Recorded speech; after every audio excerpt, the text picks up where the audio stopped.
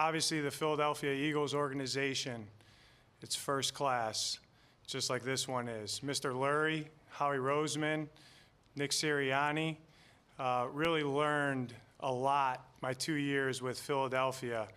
I learned a lot from a lot of different coaches that I was with. The Philadelphia Eagles springboard me to get in this seat, and I will forever be grateful, and I love those people there. All the coaches that I've worked under that have helped me along the way. I've had some really good mentors. We're going to be adaptable. We're going to be violent.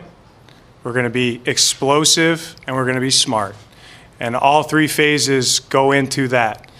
And don't get it twisted, we're going to win games. Talk about what do you mean by adaptable? I famously said a line back in when I first took over as a defensive coordinator of Philly that I don't have a scheme, and people were very uncomfortable with that, and I was not, because I don't believe in a scheme. I believe in putting the players that we have in positions to be successful. Why do you feel like you're the right fit to turn this thing around? Between the Super Bowl interviews going back and forth, my second question is, will you call the defense? Not sure on that yet. That's going to depend a little bit on the makeup of the staff. The last 4 or 5 days have been very normal for me, you know. And then losing that game, and then staying the night here, not knowing I was going to stay the night and interview for a head coaching job. It was a fun 48 hours, I'll say that. I had one note card. I showed Michael my call sheet from the Super Bowl and said, this is how I do things. I write it by hand. And ultimately, we talked about what was in my brain and what was in my heart. Nick Sirianni, for the last 2 years, really prepped me to be a head coach. I truly believe that. I told him before I walked out of the building. He was extremely hard on me, extremely detailed. He's detail-oriented. He gave me a very easy blueprint, which I will put my spin on. Have you had time to review the tape from the Super Bowl, and how has that experience prepared you to be a head coach? Yeah, Sunday night I did. In my hotel room, which was hard because you feel for the players when you get to that game. You were kind of famously quoted by a TV station in Philadelphia telling them after the NFC Championship game you weren't going to be going anywhere, and now all of a sudden you find yourself here. When I made that comment, I wasn't going anywhere. I was obviously fully engaged in the playoff run that we had. Howie approached me on Sunday night after the game and said, hey, you're going to stay here, you're not flying back with us, you're going to interview for this job. Got to pick up my bootstraps a little bit because I was down, obviously, about the game. When you look at the field condition, what's the organizational take on that? Is there any recourse you have with the league? Where do you go with that? Both teams played on the same field. I mean, obviously your edge rushers were, it's a big strength of this team. And both teams played on the same field. So I feel like we have a lot of good in-house options, which is always going to be where I start, because that's just always kind of been how I've learned of grooming the people that you have in attempts for when this day happens that you're ready to go. But we won't stop just there. I mean, we'll look at every option, but we will also do what's best for the Philadelphia Eagles of replacing these guys. So, are you going to maintain that scheme, or do you want to just find the best guy possible? There's core thought processes that I have on defense. Do I like a lot of the things that we're doing on there? Yes, I do. I really believe in the turnover differential. I really believe in the explosive play differential. And there's going to be things situationally that are non-negotiables. I'm going to naturally have things that I'm going to require the next defensive coordinator to do. It's still going to look a little different when that guy calls it as opposed to Coach Gannon. And I'm not opposed to changing. I do have core beliefs that I don't want to change. Hopefully I answered your question. Nick, will you continue to not call? Will you have that guy call the plays? Do you like the setup? I do. It does help me manage the game better, in my opinion. That will be my intent, to let the next offensive coordinator call the game. What impressed you most about Brian Johnson this year? And when we look at Jalen's growth, how much was his input?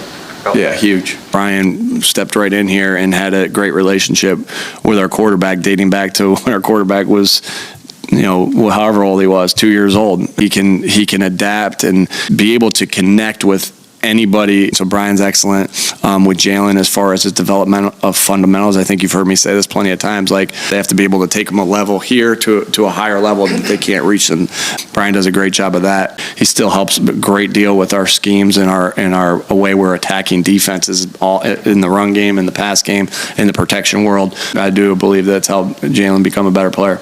He's eligible for a contract extension this offseason. How motivated is the organization to secure his future with the team long term? Yeah, I think obviously we want to keep our best players here for the long term, and he's certainly one of our best players. So that's something we'll keep all the contract talks internal, but we definitely would like to keep Jalen Hurts here long term. I mean, given the magnitude of that deal, though, would you like to understand what that's going to look like before you can go forward with the rest of the offseason? The most important thing is keeping our best players here, and Jalen's certainly one of our best players. What's your confidence level that you'll be able to, maybe not everybody that you want, but that you'll be able to keep the core intact even with a Jalen contract? We have obviously a large number of free agents. It's going to be impossible to keep every single person on this team, but we're here to compete. You guys had 3 early round picks from last year who didn't play a whole lot. How important is it for those guys to kind of take a big step next year, as well as the guys you're probably going to draft this year as well? We don't want to just draft for immediate needs. It would be great if that's what ends up happening with the right players, but those guys are ready. They were ready to play this year. They just had great guys in front of them.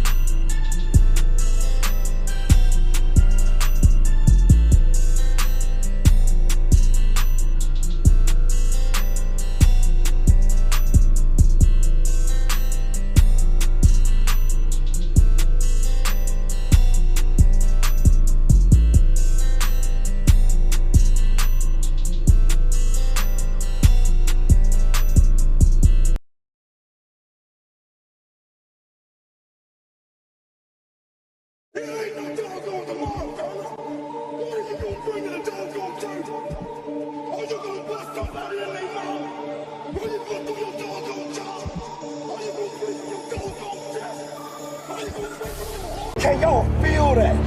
Can you feel what's about to happen on this field, man? Can you feel what we about to get into? They don't respect us. They don't know about our heart, man. That thing is beating your doggone chest right now. Whatever you got today, I got to have it.